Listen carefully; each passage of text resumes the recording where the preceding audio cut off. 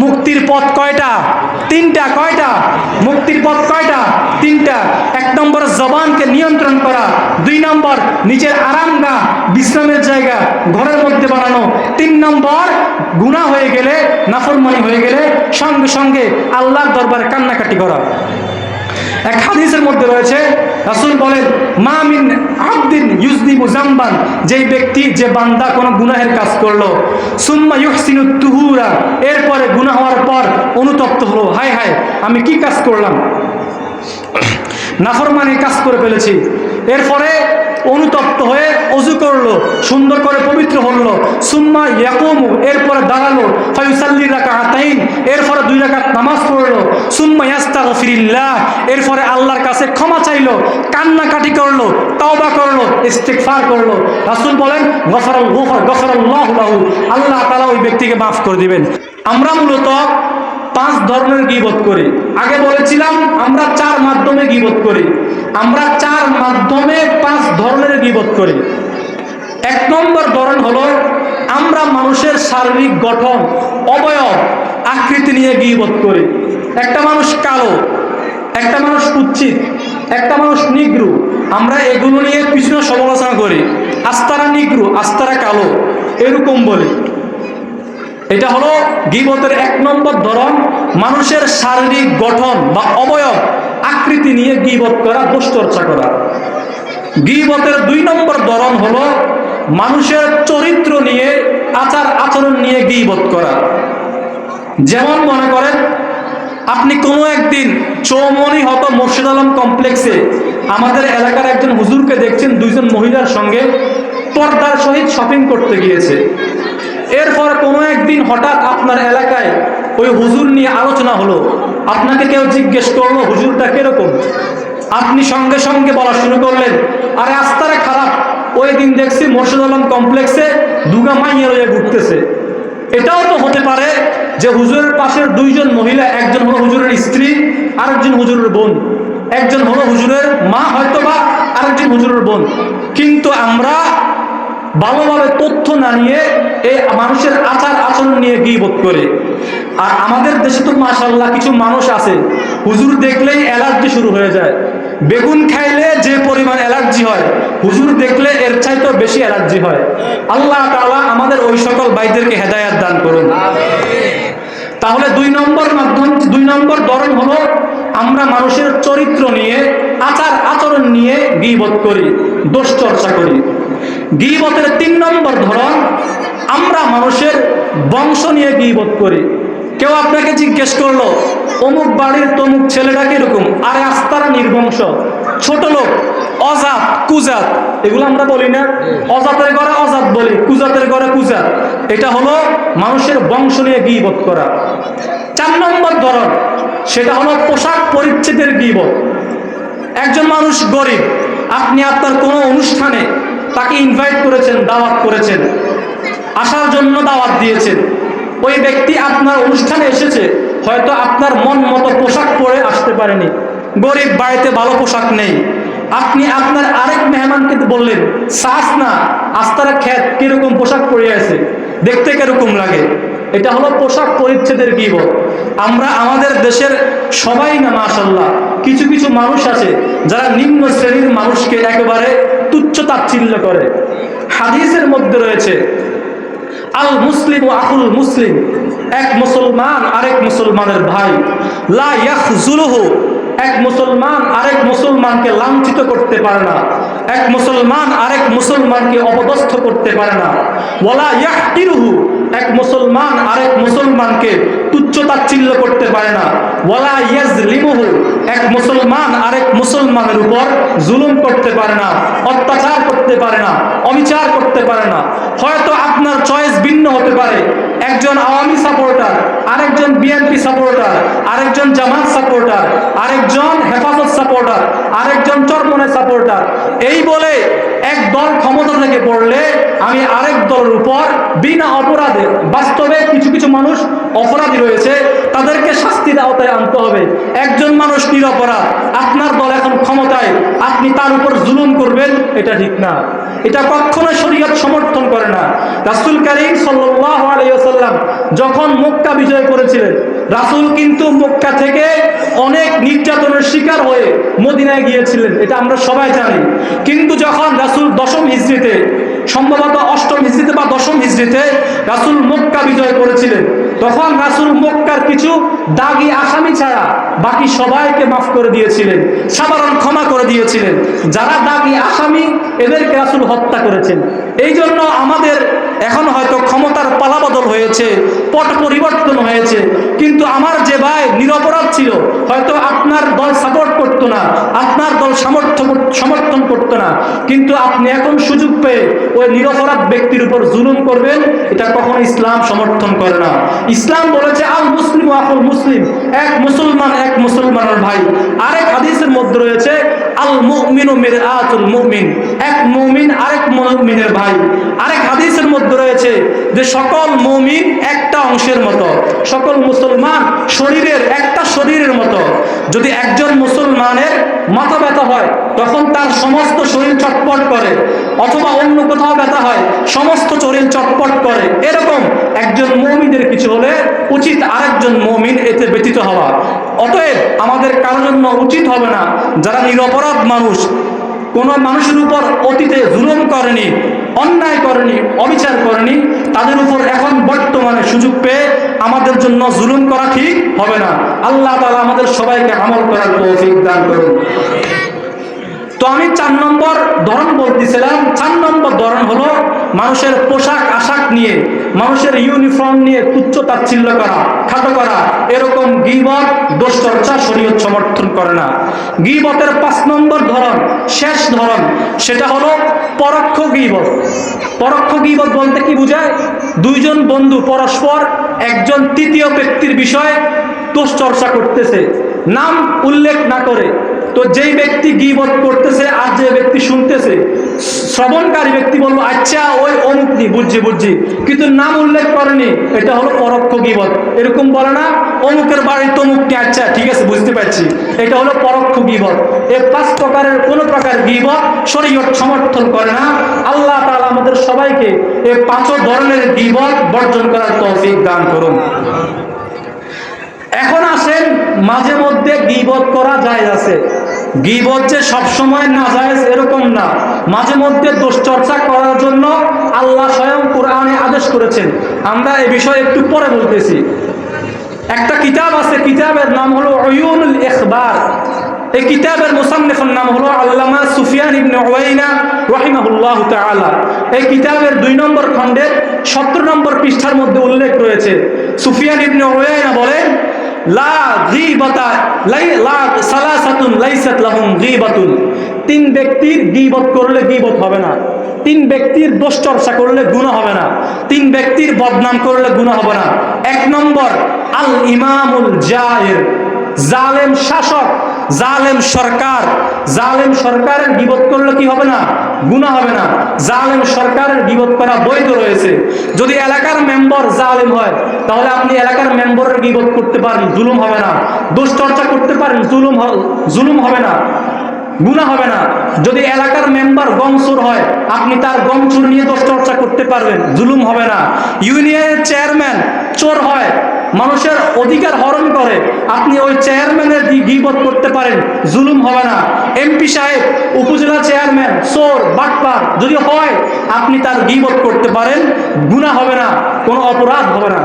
1 নম্বর তাহলে কি বলেছি? আল ইমামুল জায়ের, জালেম শাসক, চাই শাসক চেয়ারম্যান হোক। মেম্বার হলো গ্রামের শাসক, চেয়ারম্যান হলো ইউনিয়নের শাসক, উপজেলা চেয়ারম্যান উপজেলার শাসক, এমপি হলো আসনের শাসক, প্রধানমন্ত্রী পুরো দেশের শাসক, রাষ্ট্রপতি পুরো দেশের শাসক। যদি এরা কেউ জুলুম করে, এরা কেউ অন্যায় করে, এরা কেউ অবিচার করে, এরা বুট চুরি করে, এরা মানুষকে অন্যায়ভাবে হত্যা করে, তাহলে এদের গীবত করা যাবে, কোনো গুনাহ হবে না। 2 নম্বর আল ফাসিকুল মু'লিনু বিফিসকিহি, যেই ফাসিক প্রকাশ্যে গুনাহের কাজ করে ওই ফাসিকের গীবত করা যাবে। আমাদের দেশের নায়ক নায়িকারা, অ্যাক্টর অ্যাক্ট্রেসরা প্রকাশ্যে গুনাহ করে না, ওদের গীবত করা যাবে। আপনার গীবত করলে কোনো গুনাহ হবে না।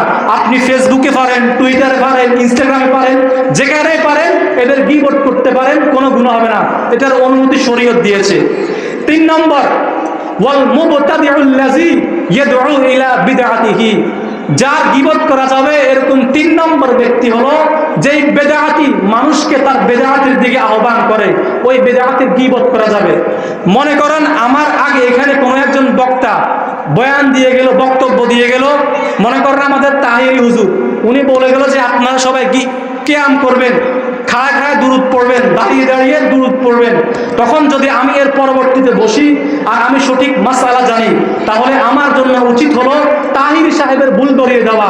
তাহিরি সাহেব কোনো ভুল মাসআলা দিলে, ভুল ইনফরমেশন দিলে, ভুল মেসেজ দিলে, ভুল বার্তা দিলে, যদি আমার মাসআলা জানা থাকে, তাহলে পরবর্তীতে যদি আমি বসি, আমার জন্য ওই তাহিরি সাহেবের মাসআলা, তাহিরি সাহেবের মেসেজ, তাহিরি সাহেবের বার্তাকে খণ্ডন করার অনুমতি রয়েছে।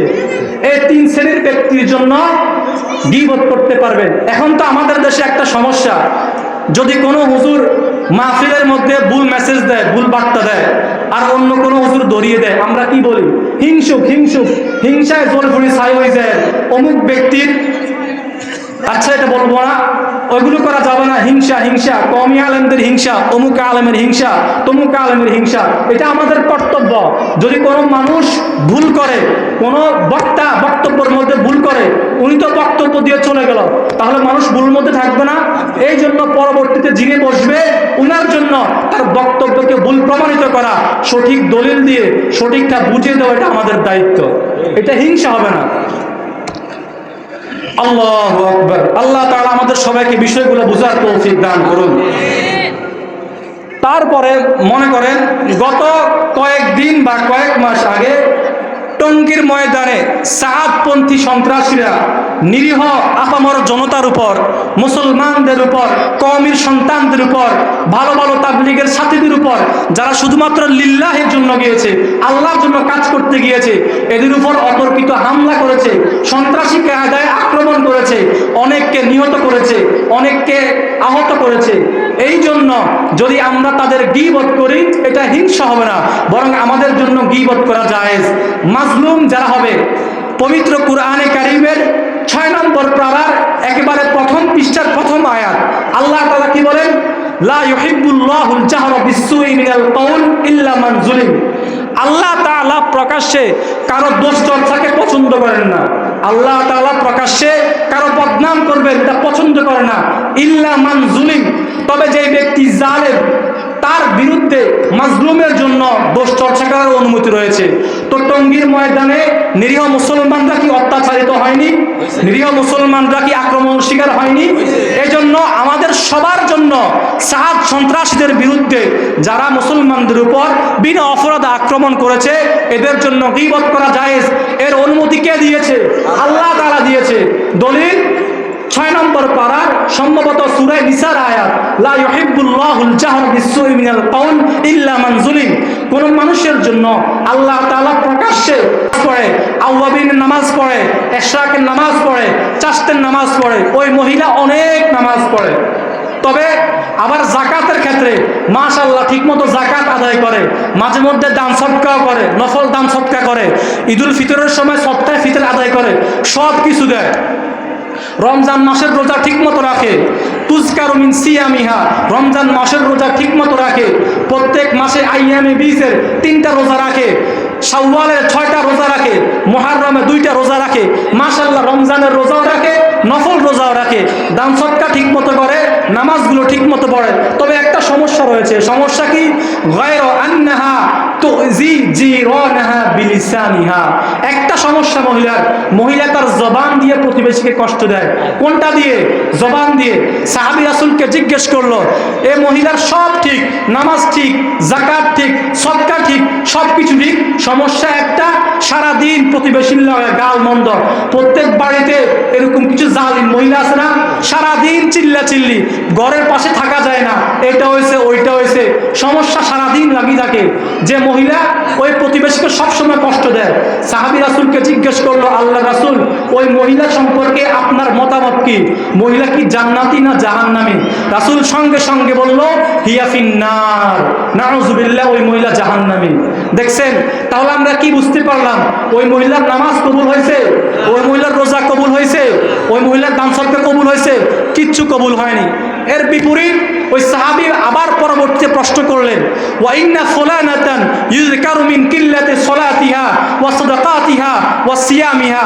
আরেক মহিলা আছে, আরেক বাড়ির মহিলা 5 ওয়াক্ত নামাজ ঠিকমতো পড়ে, ঠিক আছে, কিন্তু নফল নামাজ অত বেশি পড়ে না। রমজানে যাকাত ঠিকমতো দেয়, কিন্তু অন্যান্য যাকাত অত বেশি, সদকা অত বেশি করতে পারে না। তারপরে রমজানের রোজা মাশাআল্লাহ ঠিকমতো রাখে, নফল রোজা বেশি রাখতে পারে না, নামাজও মোটামুটি আদায় করে, রোজা মোটামুটি রাখে, দান সদকা মোটামুটি রাখে। তবে ওই মহিলার একটা গুণ আছে, গায়রু আন্নাহা লা তুজি জিরানহা বিলিসানিহা। মহিলার গুণ হলো মহিলা একেবারে চুপচাপ, প্রতিবেশীকে তার জবান দিয়ে কষ্ট দেয় না।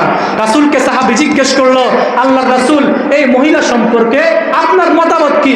আল্লাহ রাসূল বলল, হিয়া ফিল জান্নাহ। সুবহানাল্লাহ, ওই মহিলা জাহান্নামী। তাহলে ওই মহিলা জান্নাতি।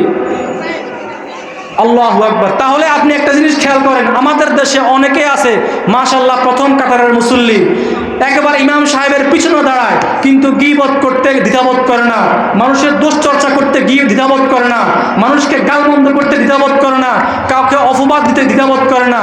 বিদেশে একবার ফোন দিয়ে কয়, কিরে তুই তো বিদেশ, তোর বড় আরুকে বাগাই লইছে, অপবাদ দিছে মহিলারে। এই সকল ব্যক্তি যতই নামাজ পড়ুক, যতই দান সদকা করুক, যতই রোজা রাখুক, কোনো কিচ্ছু কবুল হলো না, ওই ব্যক্তি জাহান্নামী। এটা কি আমার কথা না রাসূলের কথা? রাসূলের কথা। আল্লাহ তাআলা আমাদের সবাইকে গীবত ছেড়ে দেওয়ার তৌফিক দান করুন। গীবতের শাস্তি সম্পর্কে এতক্ষণ বলছে এগুলো পরকালের শাস্তি, এখন আসেন দুনিয়াবি শাস্তি কিরকম হবে। আল্লাহু আকবার। আবু দাউদ শরীফের হাদিস, হাদিস নম্বর 483।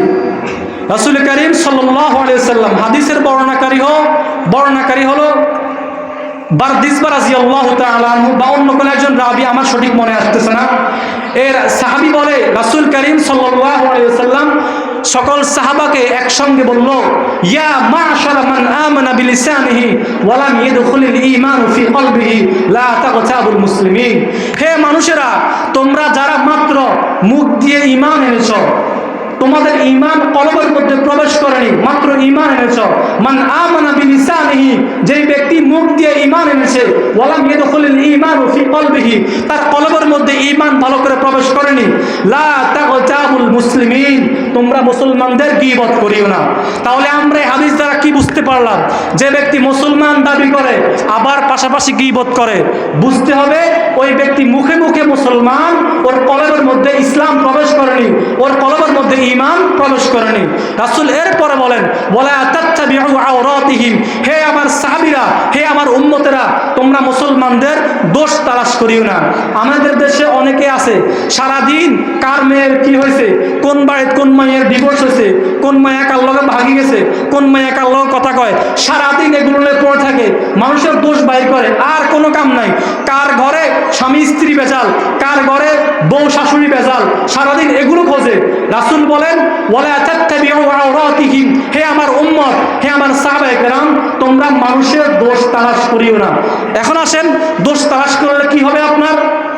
আল্লাহ রাসূল বলে, ফাইন্না মান ইত্তাবা আওরাতিহিম ইয়াত্তাবিউল্লাহু আওরাতাহু, যেই ব্যক্তি, যে মুসলমান নামে মুসলমান কামে মুসলমান নয়, মানুষের দোষ তালাশ করবে, ওই ব্যক্তির দোষ আল্লাহ নিজেই তালাশ করবে। নাউযুবিল্লাহ। আর আল্লাহ যার দোষ তালাশ করবে, তার বাঁচার কোনো উপায় আছে? উপায় নাই।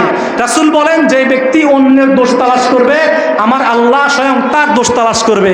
আর আল্লাহ তার দোষ তালাশ করলে কি লাভ? আল্লাহ কি করবে?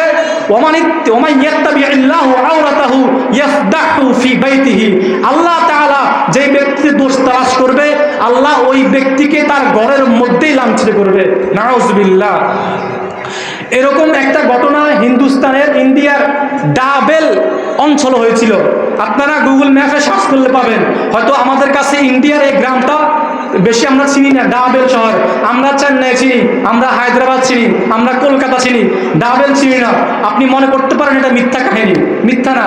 ইন্ডিয়া একটা এলাকা আছে ডাবেল, ওই ডাবেল এলাকার মধ্যে একটা দিনদার ফ্যামিলি আছিল, খুব ভালো পরিবার, যারা সবসময় আল্লাহর বিধান পালন করত, কোরআন সুন্নাহ মতো জীবন ধারণ করত, পর্দার ব্যাঘাত করতো না, মোট কথা শরীয়তের সকল হুকুম মেনে চলতো। এরকম একটা ফ্যামিলি ছিল কোথায়? ইন্ডিয়ার ডাবেল অঞ্চলে। মানুষ ওই পরিবারকে ভালোবেসে নাম দিয়েছিল বিসমিল্লাহ ফ্যামিলি। কি ফ্যামিলি? বিসমিল্লাহ ফ্যামিলি। কিন্তু সমাজের কিছু মানুষেরা হিংসুক মানুষ আছে না, হিংসুক, অন্যের ভালো দেখতে পারে না। এর এক ব্যক্তি কি করলো, ওই পরিবারের নামে একটা বদনাম তুলে দিল। বদনাম কি? যে বিসমিল্লাহ ফ্যামিলির ঘরের মধ্যে আপন ভাই এবং বোন অপকর্ম করেছে। নাউজুবিল্লাহ। এটা একেবারে ডাহাম অপবাদ ছিল, মিথ্যা কথা ছিল, খামাখা একটা বদনাম তুলে দিয়েছে। কিন্তু বিসমিল্লাহ ফ্যামিলির পরিবার কোনো অ্যাকশন নেয়নি, কোনো প্রতিক্রিয়া দেখায়নি, বরং সবর করেছে, আল্লাহর কাছে কান্নাকাটি করেছে। পরিশেষে দেখা গিয়েছে যে ব্যক্তি বদনাম তুলেছিল ওই ব্যক্তির আপন ছেলে এবং মেয়ে অপকর্মে লিপ্ত হয়েছে। নাউজুবিল্লাহ। তাহলে রাসূলের হাদিস প্রমাণিত হয়েছে কিনা? রাসূল বলেছেন, ওমাই ইয়াত্তাবিইল্লাহু আওরাতাহু ইয়াফদাহু ফি বাইতিহি। যে মুসলমান, যে মানুষ অপরের দোষ তালাশ করবে, আল্লাহ স্বয়ং ওই ব্যক্তির দোষ তালাশ করবে।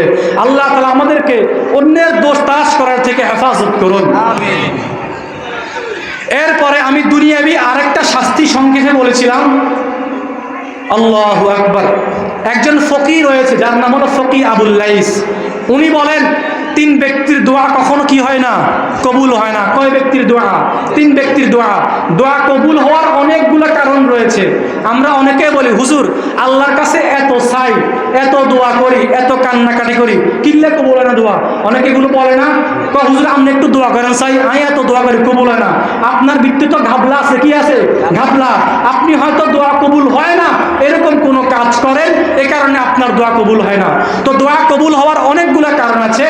ফকি আবুল লাইস রাহমাতুল্লাহ আলাইহি বলেন, সালাসাতুন লা ইউস্তাজাবু দাওয়াতুহুম। 3 ব্যক্তির দোয়া কি হয় না? কবুল হয় না। 3 ব্যক্তির মধ্যে এক ব্যক্তি আকিলুল হারাম, যে ব্যক্তি হারাম খায়। কি খায়? হারাম খায়। হারাম খোরের দোয়া কি হয় না? কবুল হয় না। আমাদের দেশে গ্রাম অঞ্চলে অনেকে আছে সুদি লেনদেন করে, আছে না? সুদি লেনদেন করে। অনেক ভালো ভালো মানুষ, বিত্তশালী মানুষ, যাদেরকে মানুষ খুব ভালো মনে করে, কিন্তু এই ব্যক্তি সুদি লেনদেন করে। সুদি লেনদেন করলে যে ব্যক্তি সুদি লেনদেন করবে তার শাস্তি হবে তা না। হাদিসের মধ্যে রয়েছে, সুদি যে এলাকায় সুদি লেনদেন বেড়ে যাবে ওই এলাকায় আল্লাহর গজব নেমে আসবে। তাহলে আল্লাহর গজব আসলে অপরাধী নিরপরাধী সবাই আক্রান্ত হবে না? এ কারণে যদি আমাদের এলাকায় কোনো সুদি লেনদেনকারী থাকে, আমাদের সবার উচিত একে এলাকা থেকে ধাক্কা মেরে বের করে দেওয়া। আল্লাহু আকবার। তো ওই আল্লাহর ওলি বলেন 3 ব্যক্তির দোয়া কবুল হয় না। 1 নম্বর ব্যক্তি হলো কে? যে ব্যক্তি হারাম খায়, সুদি লেনদেনকারী নয়। হারাম খাওয়ার অনেক প্রকার রয়েছে। যে ব্যক্তি ঘুষ খায় ওই ব্যক্তিও হারাম। আমাদের দেশে একটা সিস্টেম আছে, জমিকট আছে না? জমিকট লয়, অনেক বড় মানুষ জমিকট লয়, এটাও সুদের অন্তর্ভুক্ত। আমরা অনেকে জানি না। কিরকম লয়? আমি এক বড়লোক থেকে 1 লক্ষ টাকা নিব 1 বছরের বিনিময়ে। এই 1 বছরে আমার একটা জমিন ওই ব্যক্তির কাছে বন্ধক থাকবে। বন্ধক থাকলে ওই জমিনে যত ফসল আসবে, যেই ব্যক্তি 1 লক্ষ টাকা দিচ্ছে ওই ব্যক্তি ভোগ করবে। এরকম না সিস্টেম? এরকম নেই। এটা সম্পূর্ণ সুদ। যে ব্যক্তি ডিরেক্ট টাকার সুদি লেনদেন করবে ওই ব্যক্তির ওই যেরকম গুনাহ, যে ব্যক্তি জমিকটের মাধ্যমে সুদ খাবে ওই ব্যক্তিরও একই রকম গুনাহ। আমরা এটা অনেকেই জানি না। এ কারণে জমি কট দিয়ে কোনো বস্তু বন্ধক রেখে বন্ধকি বস্তু থেকে উপকৃত হওয়া যাবে না। আপনার কাছে একজন ব্যক্তি একটা হুন্ডা কি রাখছে, বন্ধক রাখছে, এর বিনিময়ে আপনার কাছ থেকে 5,000 টাকা নিছে। আপনার জন্য যদি আপনি ওই হুন্ডাই করে এখান থেকে কেন্দ্রবাগ যান, ওটাই আপনার জন্য সুদ হবে। বন্ধককৃত বস্তুর মাধ্যমে উপকৃত হয় না। তাহলে যে ব্যক্তি কর দিয়ে ওই জমিন থেকে উপকৃত হয় ওই ব্যক্তি কি কর? হারামখোর। ওই ব্যক্তির দোয়া কি হবে না? কবুল হবে না। যে ব্যক্তি চাঁদাবাজি করে ওই ব্যক্তি কি কর? হারামখোর। ওই ব্যক্তির দোয়া কি হবে না? কবুল হবে না। যে ব্যক্তি মাদক দ্রব্য বিক্রি করে, কেউ ইয়াবা বিক্রি করে, কেউ গাঁজা বিক্রি করে, আরো অনেক মাদক আছে, ওই ব্যক্তি কি কর? হারামখোর। হারামখোরের দোয়া কি হবে না? কবুল হবে না। আবার অনেকে আছে যে ব্যক্তি মাদক দ্রব্য বিক্রি করে তাকে শেল্টার দেয়, কি দেয়? যে ব্যক্তি মাদকদ্রব্য বিক্রি করে এলাকার মেম্বারের কাছে যায়, আমাদের এলাকাতেও বিক্রি করে কি আমি জানি না, ওয়াল্লাহি আমি জানি না, হয়তো থাকলেও থাকতে পারে, আমি জানি না, আমি সারা বাংলাদেশের জন্য বলতেছি। এলাকার মেম্বারের কাছে যায়, মেম্বারের কাছে গিয়ে বলে, মেম্বার সাহেব আমার তো ব্যবসায়ীটা আছে, আপনারা প্রত্যেক মাসে 5,000 টাকা দিব, আপনি আর বিরুদ্ধে কোনো অ্যাকশন নিয়ে না। যেই ব্যক্তি অ্যাকশন না নেওয়ার টাকা নিয়ে মাদকদ্রব্য বিক্রিতে সাহায্য করে, ওই ব্যক্তি কি খোর? হারামখোর। হারামখোরের দোয়া কি হয় না? কবুল হয় না। এটা যে কোনো মেম্বারের বিষয়। অনেকে আছে এলাকার ফাতি নেতা, ভাই আপনারা মাসে 2,000 টাকা করে দিব, আপনি এই বিষয়ে একটু আওয়াজ করিয়েন না। যে ব্যক্তি এরকম পাতি নেতা টাকা নিয়ে মাদক বিক্রিকারীকে সাহায্য করবে, ওই ব্যক্তি কি খোর? হারামখোর। তারপরে মনে করেন, আমি এটা মাগরিবের আগেও বলেছিলাম, অনেকে ছিল না, আবার বলতেছি, আমাদের এলাকায় গাড়ি চলাচল করেনি, সরকারিভাবে অনুমতি আসেনি, আসে না, যে কোনো গাড়ি চলতে পারবেনি, পারবে। মনে করেন এক ব্যক্তি চাপরাশি বাড়ির এখানে একটা বাড়ি করবে, বিল্ডিং করবে, এখন রাস্তা দিয়ে ট্রাক আনা লাগবে না, সিমেন্ট আনা লাগবে না, বালু আনা লাগবে না। এখন এলাকার ফাতিনেতা কি বলে? যদি তুমি আমাকে 5,000 টাকা না দাও তাহলে আমি তোমার মাল আসতে দিব না, বলে কি বলে না? বলে। এই ফাতিনেতা কি কর? হারামখোর। এই হারামখোরের দোয়া কি হবে না? কবুল হবে না। আল্লাহ তাআলা আমাদের সবাইকে এই হারামখোর থেকে কি করুক? হেফাজত করুক। সবাই বলুন আমিন। 2 নম্বর, ওয়ামিকসারুল গীবা, যেই ব্যক্তি, আমাদের মূল আলোচ্য পয়েন্ট এখন আসতেছে, আগেরগুলো ছিল আউট অফ দ্য বক্স আলোচনা, মূল বিষয়বস্তুর বাহিরে, প্রাসঙ্গিক হিসাবে বলেছিলাম। 2 নম্বর বিষয়, যার দোয়া কবুল হয় না, ওয়ামিকসারুল গীবা, যে ব্যক্তি বেশি বেশি গীবত করবে, তার দোয়া কি হয় না? কবুল হয় না। 3 নম্বর, ওয়া রাজুলুন ফি কলবিহি হাসাদুন লিল মুসলিমিন, যেই ব্যক্তির কলবের মধ্যে, অন্তরের মধ্যে অন্যের জন্য হিংসা আছে, ওই ব্যক্তির দোয়া কি হয় না? কবুল হয় না। আছে না, ভাই ভাইয়ের হিংসা করে, আসেনি? বড় ভাই ছোট ভাইয়ের হিংসা করে, ছোট ভাই বড় ভাইয়ের হিংসা করে, এক দোকানদার আরেক দোকানদারের হিংসা করে, আসেনি? এটা হিংসুকের দোয়া কি হয় না? কবুল হয় না। আগামী শুক্রবার দিবাগত রাত, কোন রাত?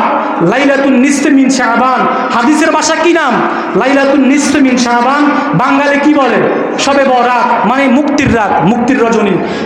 হাদিসের মধ্যে রয়েছে, যেই ব্যক্তির কলবের মধ্যে হিংসা আছে, আল্লাহ তাআলা ওই রাত্রিতে সবাইকে মাফ করে দিবে। তবে যে ব্যক্তি মুশরিক আর যার কলবের মধ্যে হিংসা আছে, আল্লাহ তাআলা এই ব্যক্তিকে মাফ করে না। আল্লাহ তাআলা আমাদেরকে হিংসা থেকে দূরে থাকার তৌফিক দান করুন। হাদিসের মধ্যে রয়েছে, ইয়াকুমুল হাসাদা, রাসূল বলেন, হে আমার উম্মত, তোমরা হিংসা থেকে কি থাকো? দূরে থাকো। কেন? ফাইনাল হাসাদা ইয়াকুলুল হাসানাতি, কেননা হিংসা তোমার সকল নেক আমল ধ্বংস করে দেবে। তুমি নামাজ পড়ো, পাশাপাশি হিংসা করো, তোমার নামাজের সওয়াব নষ্ট হয়ে যাবে। তুমি দান সদকা করো, পাশাপাশি হিংসা করো, তোমার দান সদকার সওয়াব নষ্ট হয়ে যাবে।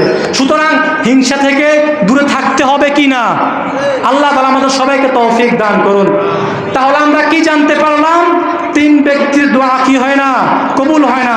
1 নম্বর হারামখোর, 2 নম্বর যে গীবত বেশি বেশি করে, 3 নম্বর হিংসুক। এই 3 ব্যক্তির দোয়া কি হয় না? কবুল হয় না। এগুলো ছিল গীবতের শাস্তি। এখন আসেন, আমরা তো মানুষ মাত্র ভুল হতেই পারে, ঠিক আছে না? মানুষের মন একবার একদিকে দৌড়ে। তো যদি আপনার মনের মধ্যে কারো জন্য গীবত আসার খেয়াল হয়, এখন মনে হচ্ছে আমি কারো বদনাম করব, কারো বিরুদ্ধে কথা বলবো, তখন আপনার উচিত নিজের দোষের দিকে খেয়াল করা। কার দোষের দিকে? নিজের দোষের দিকে।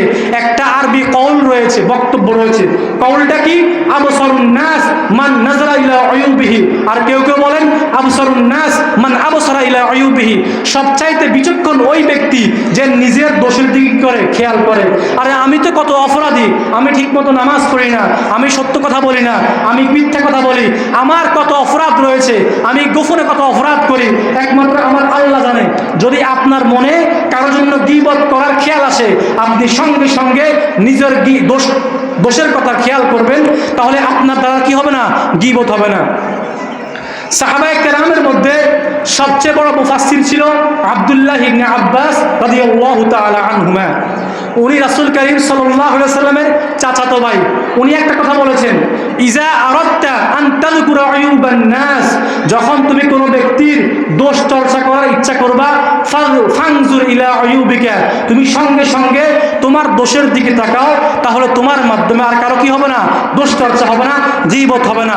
আল্লাহ তাআলা আমাদেরকে মানুষের দোষের দিকে না তাকিয়ে আগে নিজের দোষের দিকে তাকানোর তৌফিক দান করুন। এরপরে আপনার মনে যদি কারোর জন্য গীবত করার খেয়াল হয়, আপনি সঙ্গে সঙ্গে খেয়াল করবেন জান্নাতের কথা। যদি আমি আমার জবানকে ঠিক রাখতে পারি, তাহলে আমার জন্য জান্নাত লাভ করা সহজ হয়ে যাবে। যদি আমি আমার জবানকে ঠিক না রাখতে পারি, তাহলে আমার জন্য জাহান্নামের পথ সহজ হয়ে যাবে। হযরত সাহল ইবনে সাদ রাদিয়াল্লাহু তাআলা আনহু এর হাদিস, বুখারী শরীফের 4030 নম্বর হাদিস। উনি বলেন, রাসূল করিম সাল্লাল্লাহু আলাইহি ওয়াসাল্লাম বলেছেন, ইয়াজমান লি মা বাইনা লিহইহি ওয়া মা বাইনা রিজলাইহি আজমান লাহুল জান্নাহ। রাসূল বলেন, যে ব্যক্তি আমাকে দুইটা বিষয়ের জিম্মাদারি দিবে, কয়টা বিষয়ের জিম্মাদারি দিবে? দুইটা বিষয়ের। একটা হলো জবান, আরেকটা হলো লজ্জাস্থান। কয়টা বিষয়? দুইটা বিষয়। একটা হলো জবান, আরেকটা হলো লজ্জাস্থান। যেই ব্যক্তি তার জবান হেফাজত করবে, জবান দিয়ে কাউকে গালিগালাজ করবে না, জবান দিয়ে বেগানা মহিলার সঙ্গে গোপনে কথা বলবে না, জবান দিয়ে অন্য মহিলার সঙ্গে রাতকে বেরাত কথা বলবে না, জবানকে হেফাজত করে, জবান দিয়ে কাউকে কষ্ট দিবে না, কারো গীবত করবে না। এবং 2 নম্বর, যেই ব্যক্তি তার লজ্জাস্থান হেফাজত করবে, রাসূল বলেন আজমান লাহুল জান্নাহ, আমি রাসূল ওই ব্যক্তির জান্নাতের জিম্মাদার নিব। সুবহানাল্লাহ। আল্লাহ তাআলা আমাদের সবাইকে এই দুইটা বিষয় হেফাজত করার তৌফিক দান করুন। গীবত থেকে বাঁচার আরেকটা উপায়, একজন সাহাবী রয়েছে, সাহাবীর নাম হলো উকবা ইবনে আমির রাদিয়াল্লাহু তাআলা আনহু। এই হাদিসটা হলো তিরমিজি শরীফের হাদিস। রাসূল করিম সাল্লাল্লাহু আলাইহি ওয়াসাল্লামের সাহাবী উকবা রাদিয়াল্লাহু তাআলা আনহু বলেন, আমি একদিন রাসূলকে জিজ্ঞেস করলাম, ইয়া রাসূলুল্লাহ মান নাজাত, হে আল্লাহর রাসূল, মুক্তির পথ কিসে? কিসে মুক্তির পথ? জাহান্নাম থেকে মুক্তির উপায় কি? কে জিজ্ঞেস করছে? উকবা ইবনে আমির রাদিয়াল্লাহু তাআলা আনহু। রাসূল করিম সাল্লাল্লাহু আলাইহি ওয়াসাল্লাম সবার আগে যে বিষয়ে আলোচনা করেছেন সেটা হলো 1 নম্বর, আমলিক আলাইকা লিসানাক, হে উকবা, তুমি তোমার জবানকে নিয়ন্ত্রণ করো, তোমার জবানকে কন্ট্রোল করো। জবানকে কন্ট্রোল করে তোমার জন্য মুক্তির পথ একেবারে সহজ হয়ে যাবে। সুবহানাল্লাহ। রাসূল এরপরে বলেন, ওয়াল ইয়াসআক ফি বাইতিক, তুমি তোমার ঘরকে তোমার আরামগাহ বানাও। আমরা অনেকেই আছি সারাদিন কাজ করে আসি, সন্ধ্যাবেলায় গোসল গা ধুয়ে দোকানে চলে যাই, এরপরে চায়ের দোকানে বসে গীবত করতে থাকি। আবার দোকানদারকে বলে, মামা আপনার চা না খাইলে আমার ঘুম আসে না। এরপরে সারাদিন দোকানদারি করে, আপনার সারাদিন কাজ করে, হেল্পার ছিলাম রাজমিস্ত্রি, কাঠমিস্ত্রির হেল্পার বা রাজমিস্ত্রি, সারাদিন কাজ করে আপনার এখানে চলে আসছি 1 কাপ চা খাওয়ার জন্য। আপনার চা না খাইলে মামা ঘুম আসে না। আপনার চা খাইলে শরীরের সকল ব্যথা চলে যায়, কাজের সকল কষ্ট দূর হয়ে যায়। এখন চা খাইতে বসে গীবত শুরু হয়ে যায়। কি গীবত? মানে সারাক্ষণ গীবত চলতে থাকে, পারে না অন্য কোনো মানুষকে কবর থেকে তুলে তার গীবত করতে, ওর 14 গোষ্ঠী একেবারে উদ্ধার করে ফেলে। রাসূল বলেন, তুমি তোমার আরামগাহ তোমার ঘরের মধ্যে বানাও। আপনার ঘরে আপনার বিবি রয়েছে, আপনার বিবিকে সময় দিন। আপনার বিবি নেই, মা রয়েছে, মাকে সময় দিন, সম্পর্ক তৈরি হবে। আপনার বোন রয়েছে, বোনকে সময় দিন, ভালো সম্পর্ক তৈরি হবে। আপনার ছোট ভাই রয়েছে, ছোট ভাইকে আদব কায়দা শিখান। আপনার ছোট ভাই বড় হয়ে আদর্শ সন্তান হবে, ভালো মানুষ হবে। আপনার সন্তান রয়েছে, সন্তানকে আদব কায়দা শিখান, বড় হয়ে আদর্শ মানুষ হবে।